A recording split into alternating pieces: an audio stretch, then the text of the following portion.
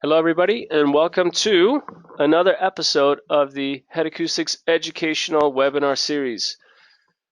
Today's topic is all about echo testing, moving from the most basic tests to a lot more advanced tests. My name is Jacob Sondergaard, and I will be your host today. Today's agenda, we've really worked on boiling these things down. While the agenda does look pretty simple, I do have 5 overall topics that I'd like to cover with you today. The first one is we'll talk about echo, what it is, how to measure overall echo level. We'll talk about echo in the time domain, echo in the frequency domain. We'll talk about echo during double talk, and then finally, we'll introduce a MOS metric for evaluating echo as well. So 5 topics: overall echo, echo in the time domain, echo in the frequency domain, echo during double talk, and a MOS metric as well. After that, we'll put a nice big bow on it, wrap it up, do some Q&A, and otherwise send you guys on your way to your next meeting or your next engagement. So we like to start our episodes with a brief overview of where we are in our series, and you can see today we've reached the advanced section. This is the first one in our series of the advanced episodes. Today we'll exclusively be looking at echo tests, although there will be an element of MOS metrics. There will be an element of double talk performance, or at least echo during double talk. So we do borrow a little bit from here and there, but we are focused on echo tests. If you have questions regarding some of the basic tests, please review some of the videos from prior weeks. And if you are interested about topics below us in the advanced test section, then stay with us because there will be a lot more content coming. Now, first of all, I think we ought to be clear on what echo is and what it is not. So I think everybody has been on a call today where you get the obvious impression of echo, which is a reflection of your own voice, or a mirroring of your own voice. But that is not to say that that is the only way that echo could manifest itself, because we're not just talking about acoustic echo when we talk about echo in a telecommunications test case. We're also talking about things like scratching or hissing or of sort of a frizzle type of noise, which could and will originate more on the digital side and the electrical side. And just to be clear, when we talk about echo, echo is not something that affects voice quality or the representation of voice quality. This is more about, I would say, conversational quality is the important metric that we evaluate here when we evaluate echo. And another point we want to emphasize is that echo cancellation is something that's done on, well, both ends of a call, but from your perspective, it is something that's done on the far end terminal. So if you are calling me and you hear your own voice, it is not your phone or your echo canceller on your phone that's the issue. It is me on the far end and my echo canceller on the far end that's the issue. Or in some cases, which is less rare today, it is the echo cancellers on the network itself.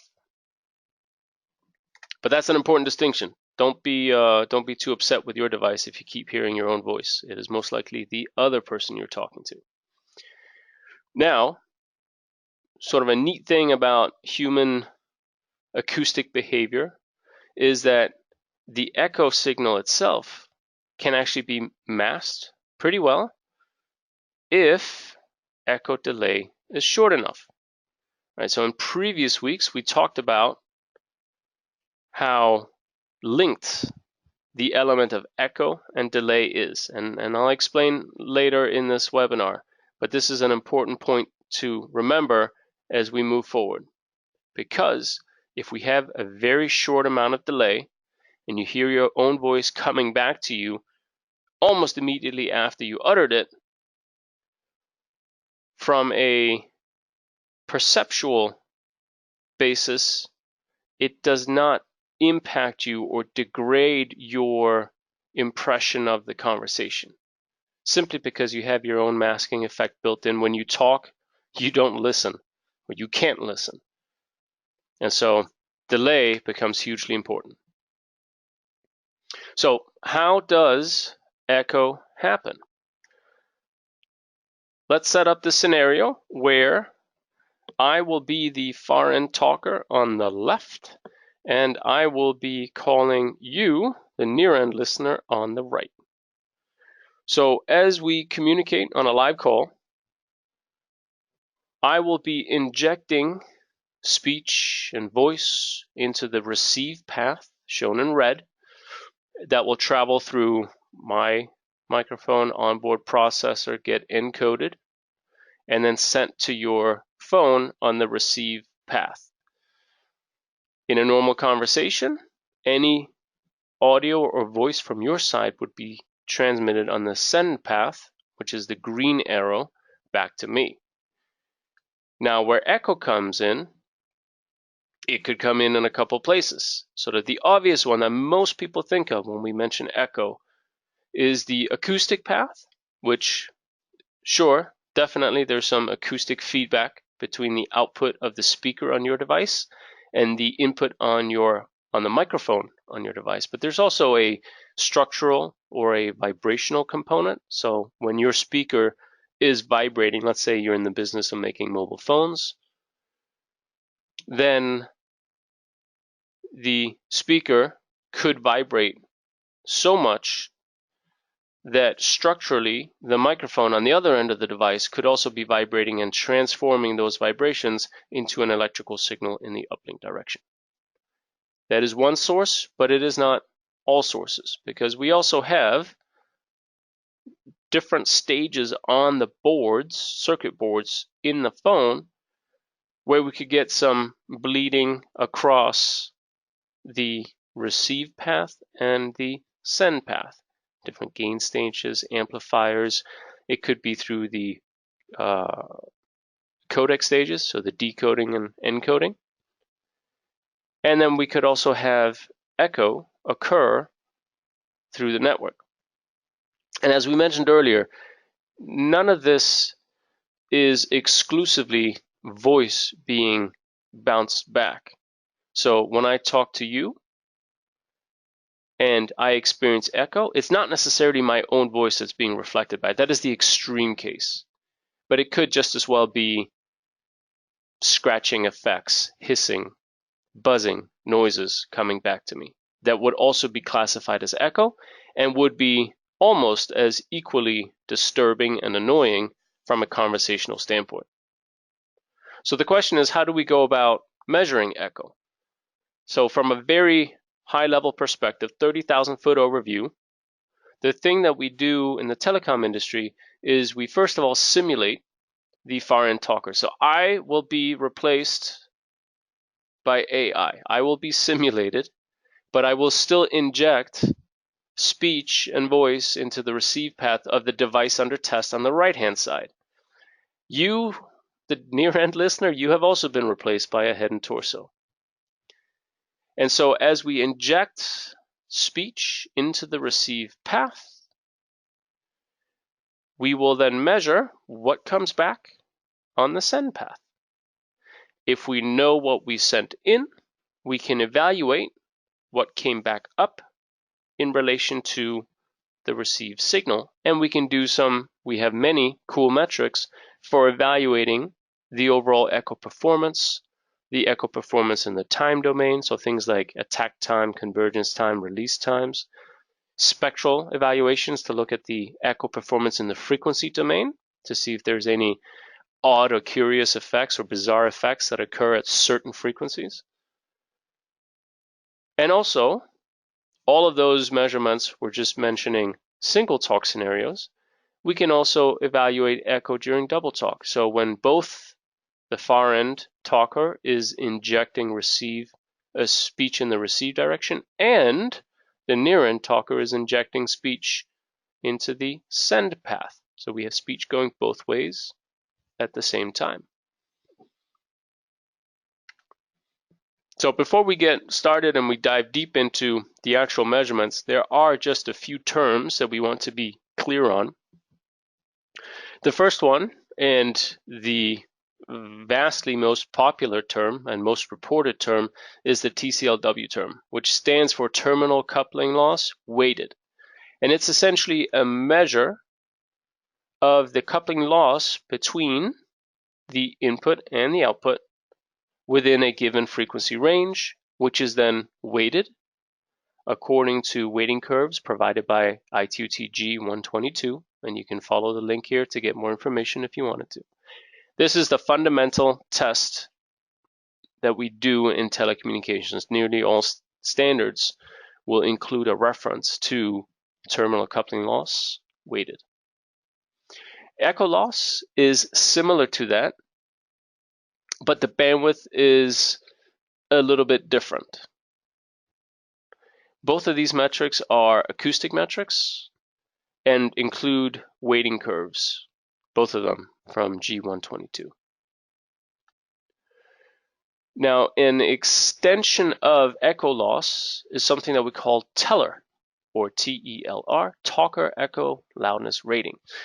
It is essentially taking the echo loss from the previous slide, but adjusting for the send loudness rating, which is normally pretty fixed, but also adjusting for the receive loudness rating. So if you're, let's say, in the automotive business and you crank the audio system to max, your overall echo loss may be affected, but if you're using the teller metric to report your numbers, you will be adjusting for the loudness rating that you have otherwise, I don't want to say messed up, but you've changed your receive loudness rating by changing the volume setting.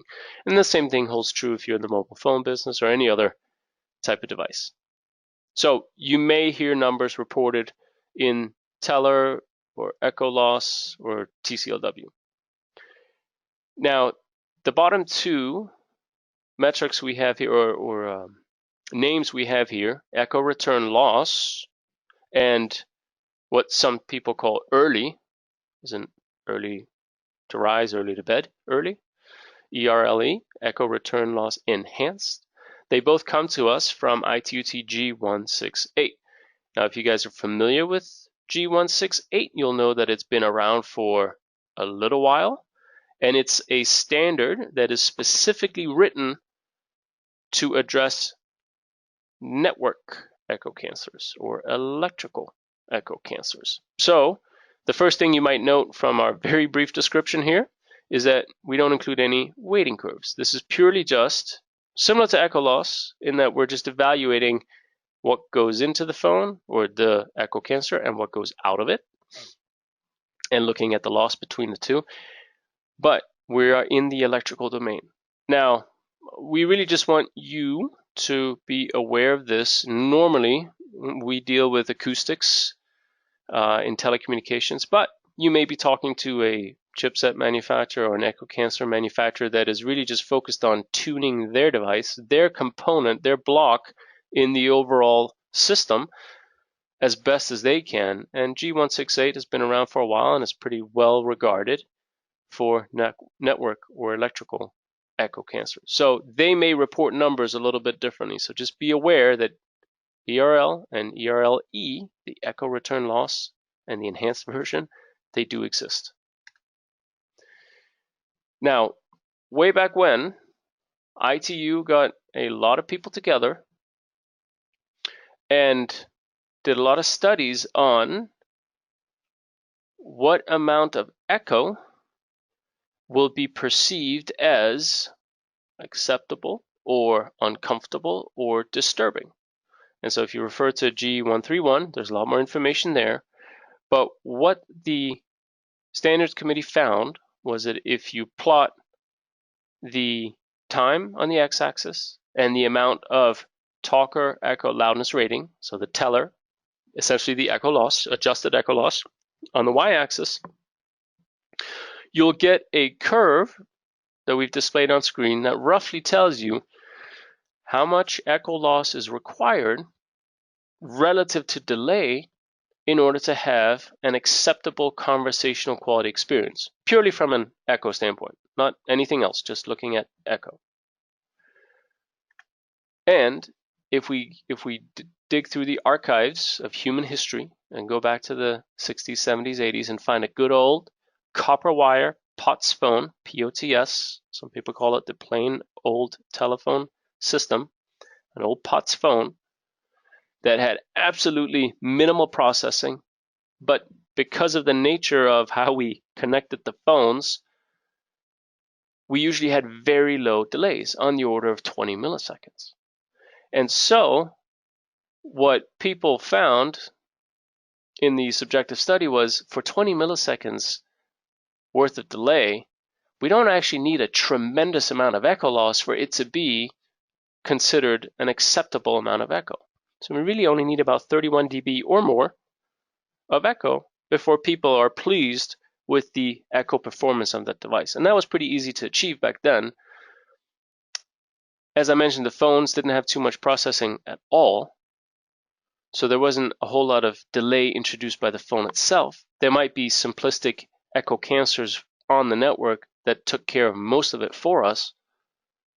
And so we kept delays down, we kept echo performance reasonable, and it resulted in an overall acceptable experience. Now, going into more of the 1990s and early 2000s, manufacturers introduced what we call feature phones, or what we might call dumb phones, in that we're now moving on to the RF network, so mobile phones. We're getting more processing on the phones, although not a tremendous amount. But what we see is now delay has slowly crept up to about 120 milliseconds. And from the study of dating back to G131 in ITU, we are now required to achieve something around 47 dB of echo loss in order for the vast majority of people to determine the experience as being acceptable. So with minimal processing, you can see that we're already starting to increase our echo requirements tremendously. Now, move up to today's world, take a smartphone and pair it with a hands-free terminal. Could be a vehicle, could be a Bluetooth headset. We typically see delays on the order of 200 plus milliseconds for a narrowband situation. And all of a sudden, our echo requirements are now approaching 54 dB or higher in order to get an acceptable experience. This is, typical for wideband calls that require a little more processing than the old narrowband calls. For packet-based calls, voice over IP instead of the old circuit switch calls.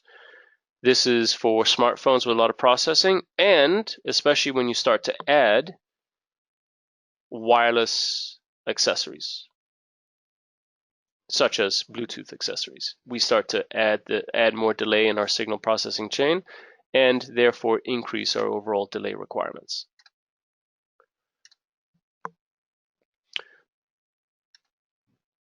When we talk about delay, we start to look at the individual blocks on the phone and on the accessory, and you can see how quickly things start to add up. If I am the far end talker, or I'm sorry, the near end talker, and I'm talking into my microphone on a hands-free device, and I'm calling you, and you're sitting on your mobile phone with an accessory paired to it as well, before my audio can even reach you, it'll go through some processing on my wireless device.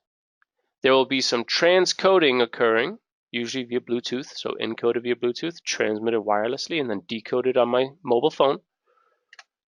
There will be some processing and filtering and noise suppression and other good stuff taking place on my mobile phone before it is again encoded on my side, sent via RF, and decoded on your side, which would incur further delay. Now, your phone on the receive path typically has minimal processing, but there might be things like spectral shaping taking place. We'll go through some Bluetooth transcoding before we finally get back to turning those electrical signals into acoustic pressure at your eardrum. And so when you look at all these individual blocks and you start to add them up, that's where we get the numbers here of about 225 milliseconds.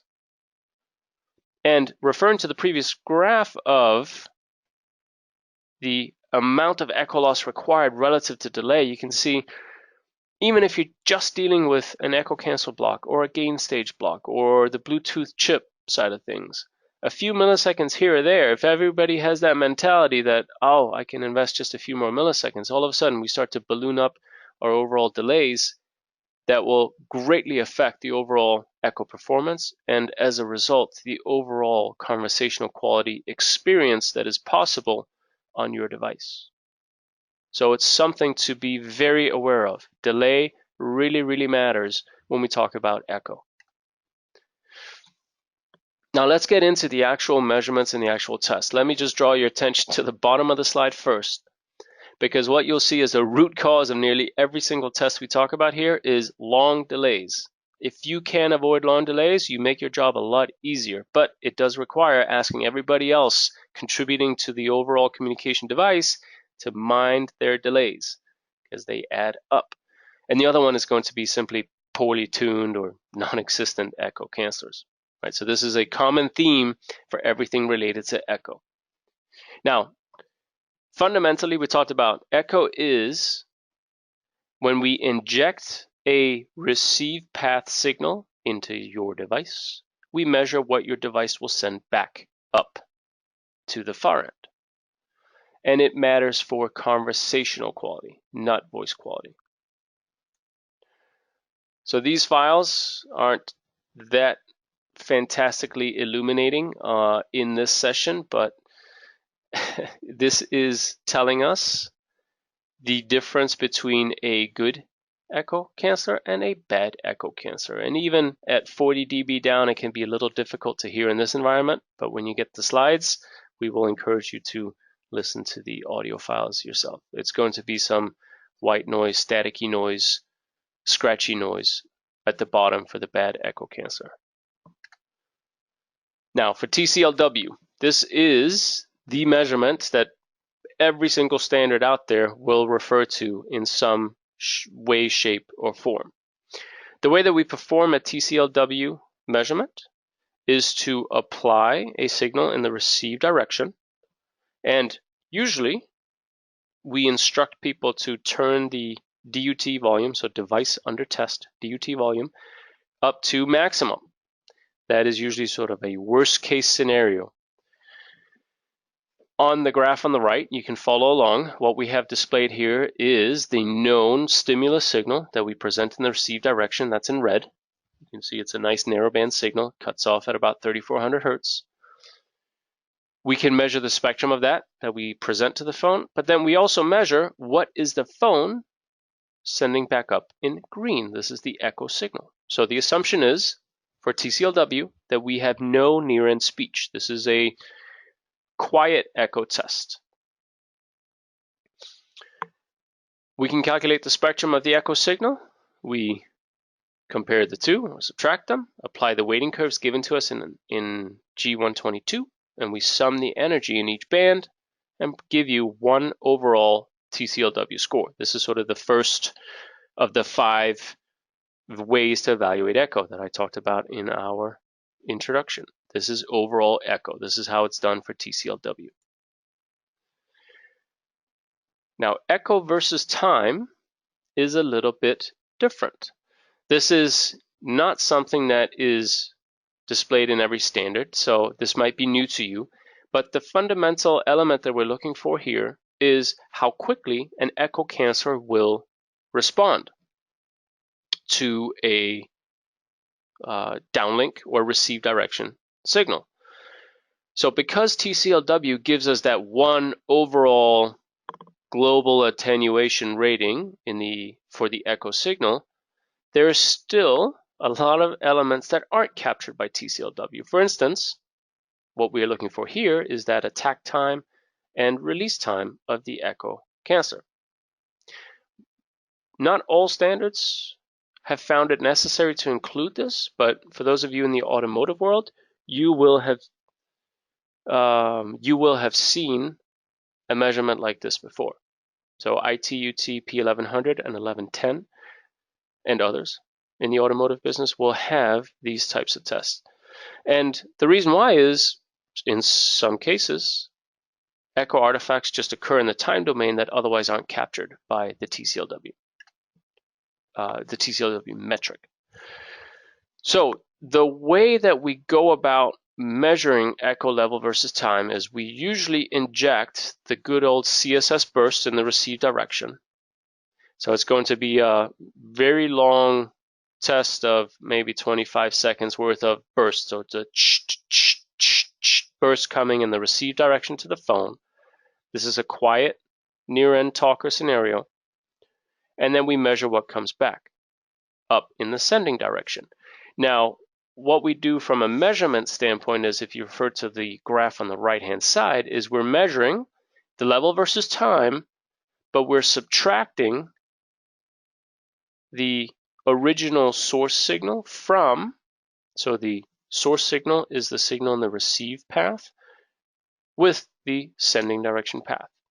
And then we display it simply as the overall level versus time on the x-axis. Now what you can see here is the teeth in red coming down as a tolerance mask. These teeth correspond to each CSS burst of the stimulus signal. So what we're doing now is, in the beginning, before our test even starts, we have no downlink speech or CSS burst, and we have no uplink. So we have an overall level of 0. Then our CSS burst comes in, and presumably we still have nothing being transmitted by the echo cancer, so the overall level, the sending minus the source signal, drops. And what we're looking for is, does the echo cancer suppress that CSS burst? And then as the CSS burst subsides, we want the echo cancer to release. And we have this gap in the teeth here, in the tolerance mask, that allows us to release the echo cancer, and then we have to attack the downlink speech again before we reach this corner on the tolerance, and on we go.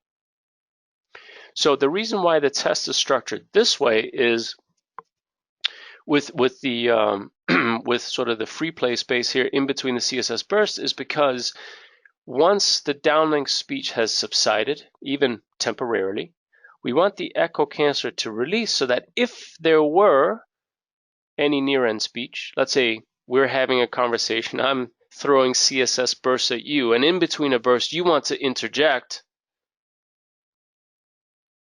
an utterance, hey, yes, Jacob, no, something. If the echo cancer is still fully engaged, it is not going to allow you to send any signal back up to me. So we want a very quick release time and a very quick attack time, because we don't want it to exhibit hangover time, where now when I start to talk again, when I present another CSS burst for you, we are allowing that CSS burst to bounce back up and echo back up to me. Now, this example is of a perfectly functioning echo cancer. You can see we suppress quickly, we hold our level within the tolerance, and we release very quickly, and so on. At the bottom, we measured a poorly performing echo cancer. The first thing you'll notice is the overall level is not nearly as low. We're only in the 40-ish dB range, whereas up here we're in the 60 plus, 65, 66 dB of echo loss, or TCLW. So before I analyze this, the first thing that TCLW would tell us is, it's not a great device. We're only getting something on the order of maybe 40 dB TCLW score. So it's not great. But when we start to look at the actual echo versus time, you can also see that while we do attack the first CSS burst very quickly, For some reason, the echo canceller exhibits a little bit of a bizarre behavior where it starts to release in the middle of a burst, certainly doesn't quite release here, and then attempts to attack the front end of the CSS burst before it releases again. So the behavior here is definitely not acceptable for an echo canceller behavior. And I'll play the file for you in a second. What you will hear is something like a pumping sound. So it's almost like you're driving a car over a very bumpy road. So let me switch my audio for you, play it back.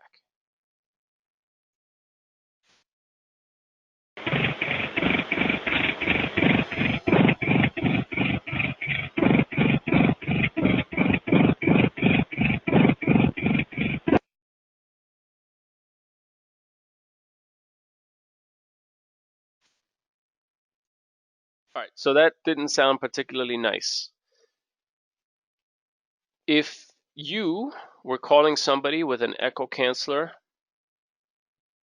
that behaved this way, you would be hearing that coming back to you during a call if you were talking in CSS burst, that is.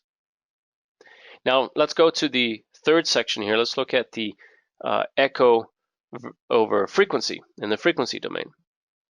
So we talked about overall echo. We talked about echo in the time domain. Echo versus frequency in the frequency domain can also be very enlightening and interesting to look at because there could be things there that we otherwise haven't picked up. The fundamental thing about TCLW is we look at the overall echo over all frequencies, and so we don't get a sense of the individual spectral view. And that's what we have a different set of tests to accomplish from the standards community. Again, not every standards community has deemed this important, but we do exactly the same measurement as TCLW. We just analyze it a little bit differently. So we still play CSS burst in the receive direction. We still measure what comes up in the sending direction, but then we just look at the FFT and we look at the echo loss versus frequency. The first thing we notice is that there's a difference in the echo level between the red and the blue. The red at the bottom overall has a much lower echo or a much greater echo loss. So the echo signal coming back is much lower than this echo signal coming back from the device measured in blue. In blue, we have a marginal failure at 450-ish hertz, and we have some weird gain taking place in the echo canceller around 2 to 3K. This is something that may be noticeable. Now look at the red one. Even though the overall number is probably pretty low, you can see that there are, it looks like maybe 220 hertz harmonics, because we also have something at 440, 660, it looks like. So there's some type of harmonics taking place somewhere on the device or in the echo canceller that, even though the overall number may seem good, there might be something here that we should address because we've analyzed it in the frequency domain.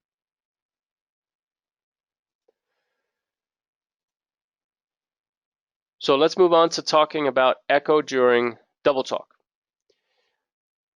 So in this case, what we're now setting up is a situation where you and I are talking at the same time.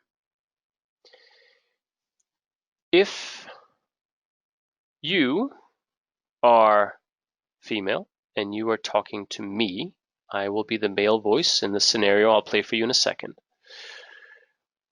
What we are measuring is two people counting, a male and a female, and you, being the female, you're talking to me, I'm counting at the same time. What you would like to hear on your end is still the male voice coming back and counting. What you do not want to hear is the female voice, your voice, coming to my device, not being canceled during double talk and sent back to you. That is the essence of double talk, but we'll look at the echo components in a minute. So when I play this for you, don't pay attention to the male voice as much. You do want to hear the male counting. What you do not want to hear is the echo effects of the female voice and or things like scratching and buzzing. So I've already highlighted in advance that in the beginning and towards the end, there should be elements where you should be able to detect the female voice.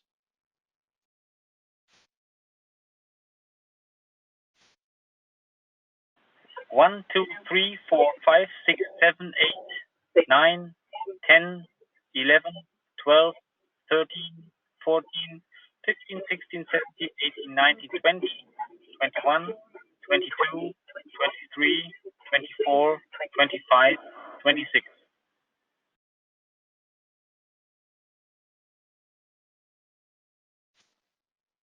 All right, so that is the essence of a double talk scenario, albeit a little bit extreme, people just counting over each other like that. You'd think somebody would stop.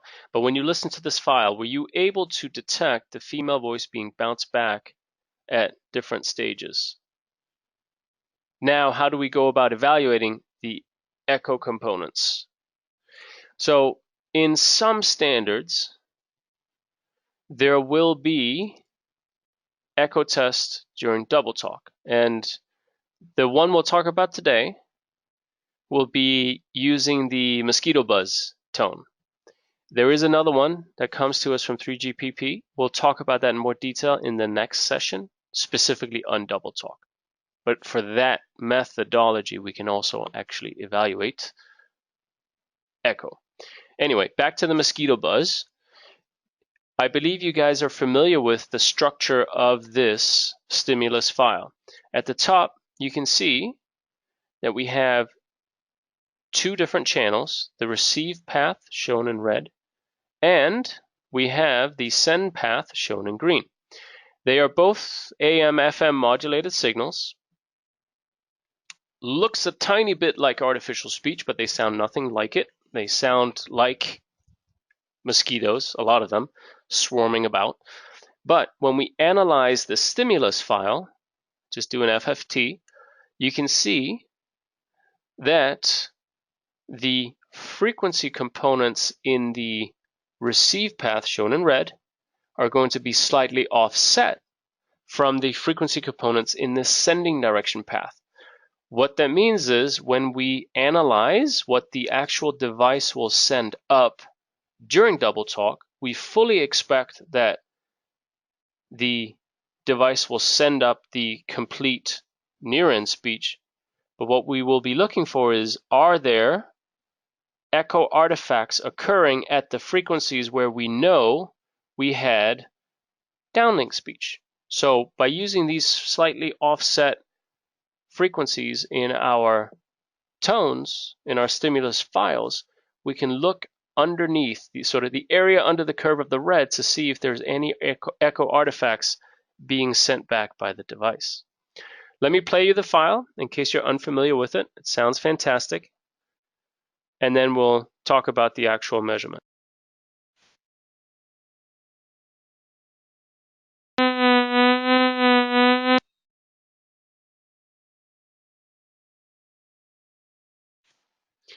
So I'm not actually sure if we were able to transmit two-channel audio here. I believe we are. And if so, you should have heard a continuous AM/FM modulated signal, and then somewhere halfway through, we get the other channel buzzing along with us. So for the analysis of this test, we want to display our stimulus signal, shown in blue. That's what we sent to the phone. And then we want to show what signal did the phone send back up. And remember, the near-end speech was always offset from the far-end speech being received to us. And then, in order to evaluate echo, the first thing we want to do is we look at the peak value here of the stimulus signal and what was sent back to us. And we can make an echo loss determination from a spectral aspect during double talk. So as we start to click through the slides, you can see there's not quite any resemblance of the downlink signal shown in the sending direction path, so there's not really a whole lot of echo here. But as we start to move up in frequency, we now moved up to 800 hertz, you might be able to detect that this looks an awful lot like our original downlink path. This, for this particular device, becomes even more noticeable as we start to increase our frequencies, and especially now here at 1350 hertz, just over 1K, we can clearly see, very offset from the near-end speech, that we're getting an echo signal from this burst in the downlink direction being transmitted back in the sending direction. And so we have identified echo at 1350 hertz, and sure enough, for this particular device, the echo stays with us for a relatively large portion of the frequency band. Now this is a narrowband device, so as we start to approach 3K, you might see the echo component start to fade away.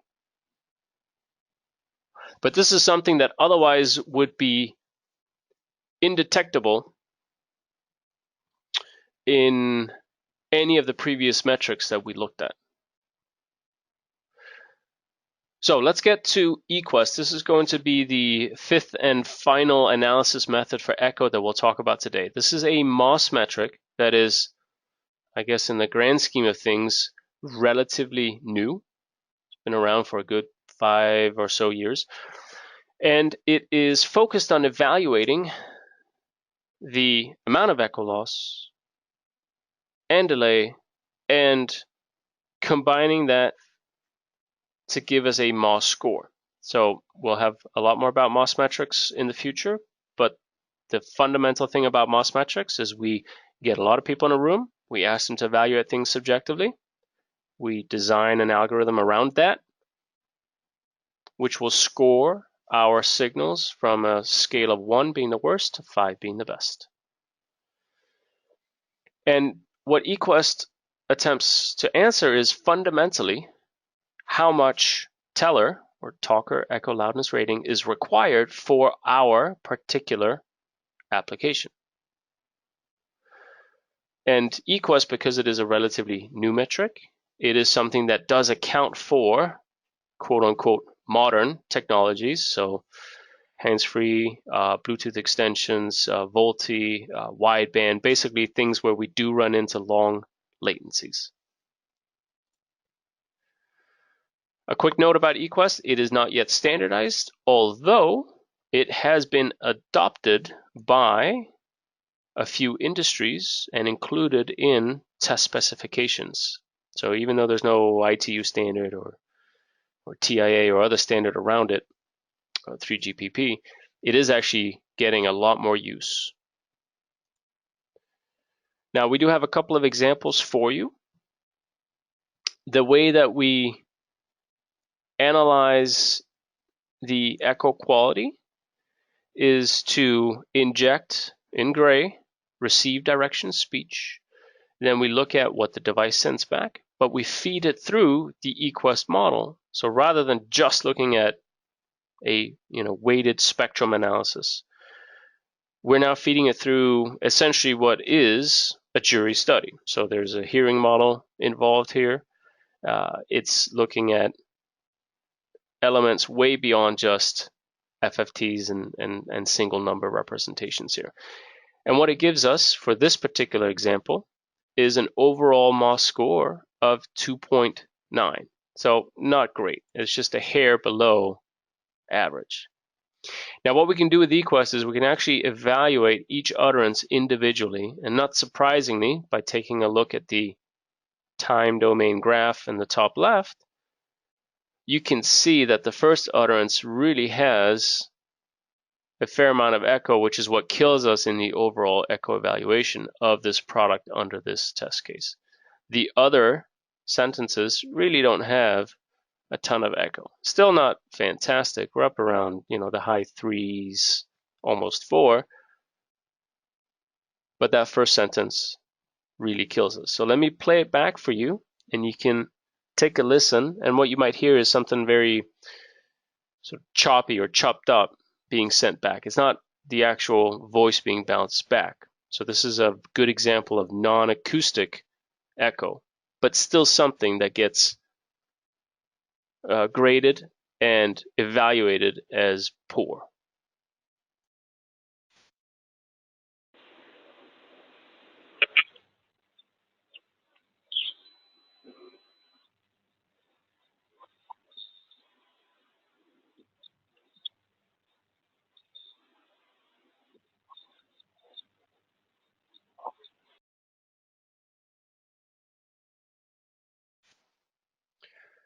So the cool thing about EQuest is we're using real speech here.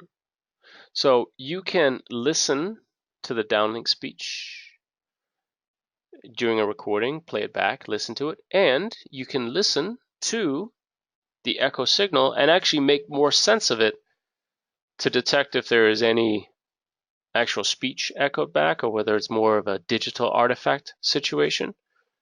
In any case, this is the step beyond using the CSS bursts and other mosquito buzz type stimulus signals. We're now using real speech, which does give us some advantage for evaluation subjectively. Now here's a much better EQuest example that, in the interest of time and because good examples or good products rarely make for good examples, I won't play for you here. The MOS score is significantly higher, about 3.5. It's not really a whole lot of echo present, and if I play it for you, you won't be able to hear too much. It will sound like there is some, sizzling or frizzling noises on the line, although I suspect the GoToWebinar app might suppress it. So we will skip this example.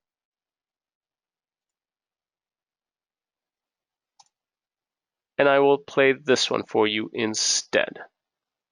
So this one is, I think you can guess, a pretty terrible example of an echo cancer performance.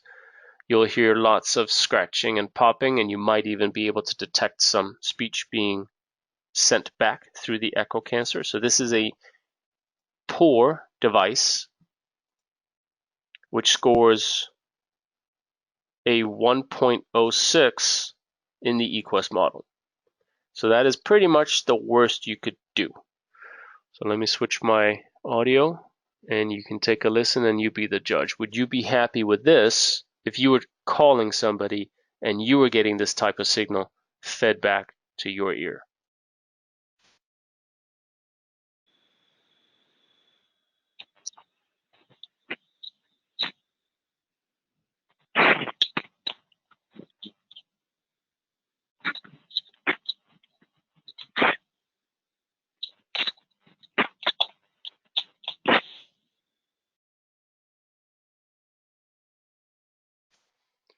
Yeah, that's not great. So with that, let's wrap this up. There's a couple of points that we do want you to take away from this session. Number one, echo is all about conversational quality. If you want to avoid echo, see if you can reduce your delay. The two are so correlated and connected that if you have high delays, it's almost impossible to avoid echo components. Third point is echo is not just your own voice. It's not just that audible reflection of voice. It is also electrical and digital artifacts. And just as a side note, the fourth point here is when you hear echo, it is not your phone, but it is the other person's phone. So finally, what we tried to do here was give you several different metrics, an overview from the very simple to the more advanced stuff, like looking at echo in the time domain and the frequency domain during double talk and the MOS metric analysis, to give you insight into each of the tools available to you, how to use them, and what type of information you get out of them. So with that, I thank you very much for your attention and your attendance. We hope to see you online in the next session where we'll dive into double talk performance. Thank you very much.